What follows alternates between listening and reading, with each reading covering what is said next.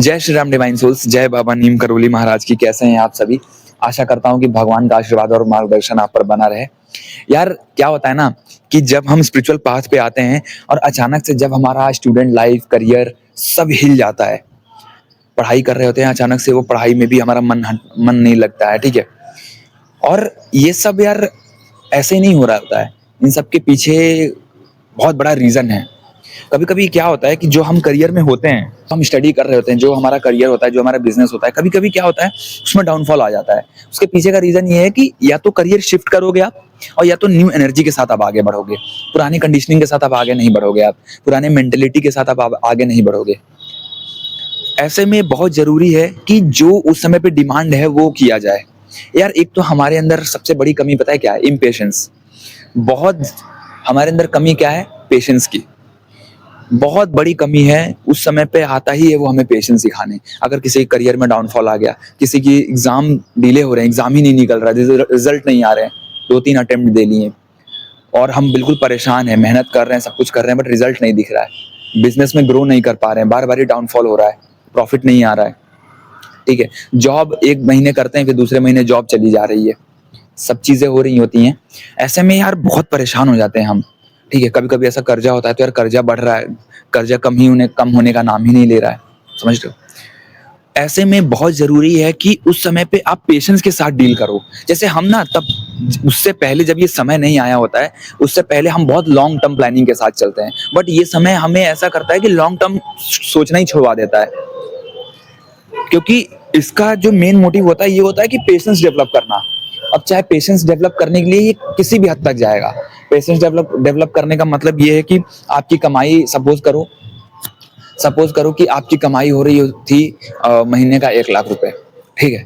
अब जब ये वाला समय आया, अब इसमें आपका महीने का 50,000 हो गया। अब उसमें आपका घर के खर्चे भी मैनेज करने हैं, ठीक है, कर्जे को भी भरना है, मैनेज करना है, लोन भी मैनेज करना है, ठीक है, अपना खर्चा भी मैनेज करना है।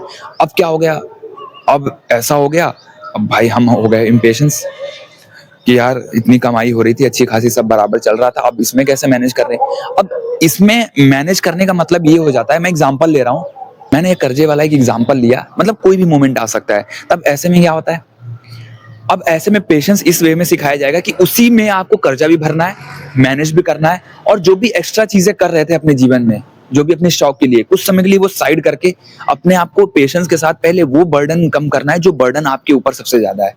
वो समय इसलिए नहीं आता है कि सिर्फ कमाई पे ही ध्यान दिया जाए, वो समय इसलिए भी आता है कि हमने उस कमाई से जो फालतू की चीजें इकट्ठी करी थी अपनी लाइफ में, उसको काटना है, उसको दूर करना है, उस बर्डन को कैसे समझ के उनको बिल्कुल अवॉइड करना है, ये सिखाने आता है लाइफ।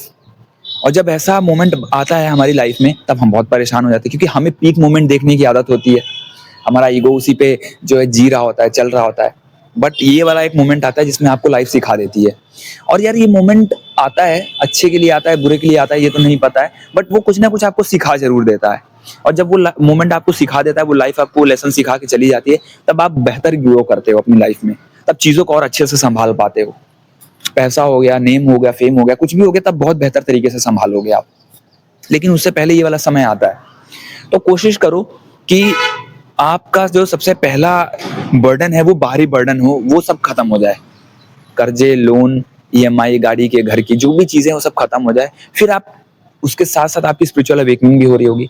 वैसे तो स्पिरिचुअल अवेकनिंग होती है तो पूरी तरीके से आप खाली हो जाते हो, ठीक है, बट यूनिवर्स आपको कहीं ना कहीं से खड़ा जरूर रखता है।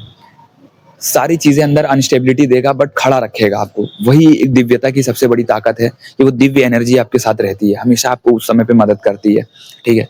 क्योंकि वो हम उस समय पे इतना इम्पेशेंस होते हैं, इतना ज्यादा हम डरे हुए होते हैं, इतना कंफ्यूजन में होते हैं, इतना सेल्फ डाउट में होते हैं कि यार क्लैरिटी ही नहीं मिल पाती है, क्लैरिटी के साथ आगे बढ़ ही नहीं पाते हैं, हिम्मत टूट जाती है।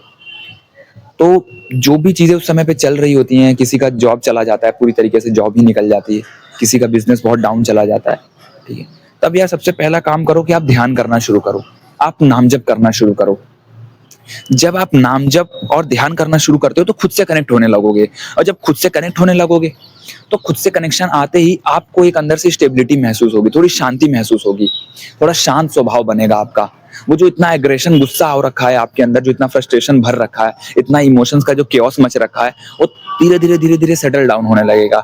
और जब सेटल डाउन होने लगता है, तब क्या होता है, तब आप क्लैरिटी के साथ मूव करते हो आगे, क्लैरिटी के साथ डिसीजन लेते हो अपनी लाइफ में, और वही डिसीजन आपको एक नेक्स्ट लेवल पर लेकर जाती हैं।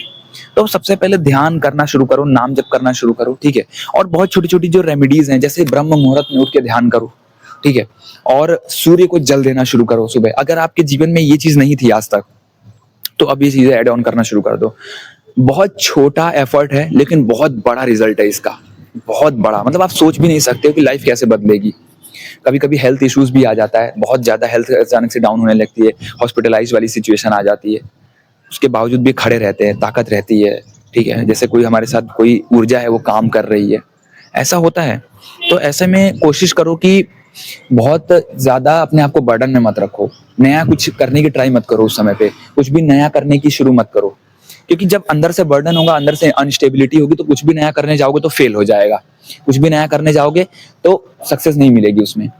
बट जैसे ही आप उसकी नीडेड चीज करते हो उस समय पे, और नीडेड चीज क्या है? ध्यान, नाम जप, ठीक है। दिया जलाओ, सुबह नहा धो के प्रॉपर फ्रेश होके दिया जलाया, दिया के सामने 10 से 15 मिनट बैठ गए, नाम जप रहे हैं। भाई वो जो दिया की पावर है ना, वो आपको बहुत अवेकन करती है, बहुत हील करती है। हम इधर उधर लोग ढूंढते हैं कि कोई लोग मिल जाए हमें, कोई हमारा साथ आके दे दे, बट अल्टीमेट अपना रास्ता निकालना ही पड़ता है। प्रभु आपको मार्गदर्शन दे रहे होते हैं किसी न किसी वीडियो के थ्रू। कोई ऐसा स्ट्रेंज बंदा आ जाएगा आपके जीवन में, जो दोस्त बन के आ जाएगा, भाई बन के आ जाएगा, मतलब बाहरी कोई भी बंदा बन के आ जाता है। कभी आपकी शादी होने वाली होगी तो अचानक से हस्बैंड या वाइफ ऐसी मिल जाएगी आपको, ठीक है। अचानक से आपके जीवन में कोई गर्लफ्रेंड या बॉयफ्रेंड की ऐसी एंट्री हो जाएगी उस समय पे, मतलब कुछ भी ऐसा हो जाएगा। कोई आपके बड़े बुजुर्ग हैं वो भी आ जाते हैं। कभी कभी किसी के एंसेस्टर्स जो होते हैं वो उनको ड्रीम्स में आके मार्गदर्शन देने लगते हैं, उनके पूर्वज उनको मार्गदर्शन देने लगते हैं, ठीक है। और अगर आप प्रभु से जुड़ जाते हो तो प्रभु ही आपको ड्रीम्स में, विजन्स में, इंट्यूशंस में मार्गदर्शन देने लगते हैं। तो मेरे कहने का मतलब ये है कि आप उस समय पे बहुत ज्यादा इम्पेशंस मत हो, इम्पेशंस के साथ आगे मत बढ़ो।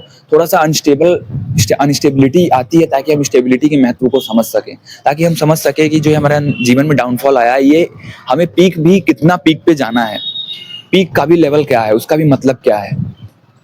जब हम हमेशा पीक पे रहते हैं तो कभी भी हम पीक का भी वैल्यू नहीं कर पाते हैं, उसकी स्टेबिलिटी का वैल्यू नहीं कर पाते हैं। बट डाउनफॉल आता है तब हमें स्टेबिलिटी की वैल्यू पता चलती है।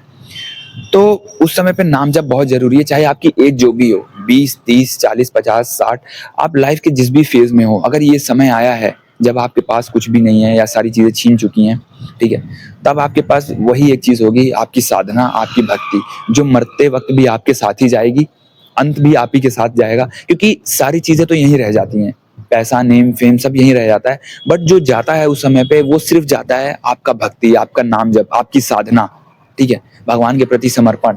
मतलब ऐसा नहीं है कि मेरे अंदर भी ये चीजें आती थी पहले, अभी भी मैं बहुत डिस्टर्ब रहता हूँ कि यार जीवन में बड़ा करना है, ऐसा करना है, ठीक है, वो करना है। बट फिर वही है, फिर सामने से कुछ ना कुछ एक्सपेक्टेशंस जो है ब्रेक हो ही जाती हैं, ठीक है। तो जब तक प्रभु की इच्छा नहीं होगी तब तक आप उस लेवल तक या उस चीज को अचीव नहीं करोगे जो आप चाहते हो। क्योंकि जब ऐसा समय आता है तो प्रभु खुद चाहते हैं कि आप उनकी तरफ बढ़ो, आप नाम जप मार्ग में आओ, भक्ति मार्ग में जाओ, भक्ति की महत्व को समझो। मतलब हम इतना सा भी करने लगते हैं क्योंकि डिस्टर्बेंस तो हमारी लाइफ में हो ही जाती है, ऑलरेडी हम इतने डिस्टर्ब होते हैं। अब यार विश्वास की कमी होती है, वही विश्वास फिर अंदर से जगना शुरू होता है। तो जब विश्वास जगना शुरू होगा तब आपके अंदर जो वो ज्वाला है वो जगेगी, वो ज्वाला जगी रहेगी, प्रभु से कनेक्टेड रहोगे तो आप। वरना बहुत लोगों के जीवन में ऐसी सिचुएशन आती है कि आती है, निकल जाती है, फिर वैसी लाइफ हो जाती है। बट जो प्रभु से जुड़ जाते हैं, भक्ति में जुड़ जाते हैं, नाम जप से जुड़ जाते हैं और तामसिक आदतों से दूर हो जाते हैं, फिर उनकी जीवन पहले की तरह नहीं रहता है। फिर वो बहुत बेहतर ग्रो करते हैं अपनी लाइफ में, तामसिकता बिल्कुल हट जाती है उनके लाइफ में, सात्विकता के साथ आगे बढ़ते हैं। फिर यार क्योंकि हमारे अंदर गुस्सा भी बहुत है, अग्रेशन भी बहुत है, उस सिचुएशन को हम एक्सेप्ट नहीं कर पाते हैं, उस सिचुएशन को डील नहीं करना चाहते हैं जो हमारे लाइफ में आया है, उससे भागते हैं, किसी को ब्लेम कर देते हैं, किसी के ऊपर ठोप देते हैं कि तुम्हारे वजह से हुआ है, तुम्हारे वजह से हुआ है। किसी को नहीं तो अपनी फैमिली पे ठोप देंगे, अपने दोस्तों पे ठोप देंगे, ठीक है, अपने हस्बैंड वाइफ, किसी ना किसी को हम ब्लेम करते रहते हैं। बट वो खुद के अंदर एक विश्वास जगाने आती है, खुद के अंदर एक विश्वास जगाने आती है, कैसे अपने अंदर के बदलाव को जो है अलाउ करना है अपनी लाइफ में, ठीक है। तो कोशिश करना है अपने आप को कि बहुत ज़्यादा फिर बर्डन में ना पड़ें, बहुत ज़्यादा समाज को लेके चिंतित ना रहें, लोगों को लेके चिंतित ना रहें कि समाज ऐसा बोल रहा है, कुछ नहीं बोल रहा है। उनके जीवन में अपना खुद ही उनके जीवन में इतनी भसड़ मची हुई है, उनके जीवन में खुद ही इतना सब दिक्कतें हैं, वो आपके जीवन में झाँकने भी नहीं आ रहे हैं। उनको कोई मतलब नहीं है। हर एक बंदा यही चाहता है कि आप डाउनफॉल में रहो, आप आगे मत बढ़ो। और जब आपके जीवन में ऐसा समय आता है तो लोग बहुत खुश भी होते हैं, समाज बहुत खुश होता है। वो क्योंकि जब आप कुछ अच्छा कर रहे होते हो तो वो चीज़ उनको डाइजेस्ट नहीं होती है। इसीलिए आप उनकी चिंता छोड़ दो, आप अपने आप को सँभालो, अपने आप को बेहतर करने के लिए रास्ते ढूँढो। अपने आप के लिए अपने आप को सही करने के लिए जो भी आपको जिस चीज़ से भी गुज़रना पड़े गुज़रो। लोगों को छोड़ना है छोड़ दो, लोगों से बात नहीं करना है मत करो, दोस्ती छोड़नी है छोड़ दो। जब कोई उस समय पे आपका साथ नहीं दे रहा हो, समाज, परिवार या कोई दोस्त, तो मत दो आप। अभी अपने आप को सँभालो, अभी खुद को ज़िंदा रखो उस मोमेंट पे। उस मोमेंट पे खुद को ज़िंदा रखो कि खुद को कैसे ज़िंदा रखना है, खुद को कैसे हिम्मत के साथ रखना है, ठीक है? क्योंकि समाज सिर्फ़ आपको बर्डन देने आता है, आपके बर्डन एक भी बर्डन वो कम नहीं करेगा। आप जिस चीज़ के लिए तरस रहे हो उस समय पे, क्या कोई समाज या कोई परिवार का बंदा या कोई भी वो बंदा क्या आपकी कमियों को पूरी करेगा? नहीं। वो उल्टा आपसे एक्सपेक्ट करते हैं, उल्टा आपसे उम्मीदें लगाते हैं, ठीक है? तो अभी आप खुद की उम्मीदों पे खरे उतरो, पहले खुद के साथ खड़े रहो, चाहे जो भी सिचुएशन आई है, खुद के साथ हिम्मत बनाए रखो, ठीक है? खुद को उस प्रायोरिटी में रखो, खुद को अपना प्रायोरिटी बनाओ, किसी को मत जोड़ो, किसी दोस्ती, किसी रिश्तेदारी से बात करने की मतलब नहीं है। किसी से मतलब उस समय पे हमारे अंदर सबसे ज़्यादा गिल्ट होता है कि यार लोग हैं हमारे साथ, हमें बात करनी चाहिए, मत करो। बहुत गिल्ट में आते हैं, बहुत गिल्ट आता है हमें कि यार लोग छूट रहे हैं, लोगों से बात नहीं हो पा रही है, मत करो बात। क्योंकि अभी आपको सबसे ज़्यादा ज़रूरी मुद्दा है कि खुद को सँभालना है, खुद के साथ खड़े रहना है, ठीक है? अभी किसी के पीछे मत पड़ो, किसी से रिश्ता मत निभाओ, सारे रिश्ते तोड़ दो। वैसे उस समय पे रिश्ते टूट ही जाते हैं, मतलब आप नहीं भी तोड़ना चाहते तो टूट ही जाएँगे। वो एक यूनिवर्सल फैक्ट है, डिवाइन ट्रुथ है कि वो उस समय पे रिश्ते टूट जाते हैं।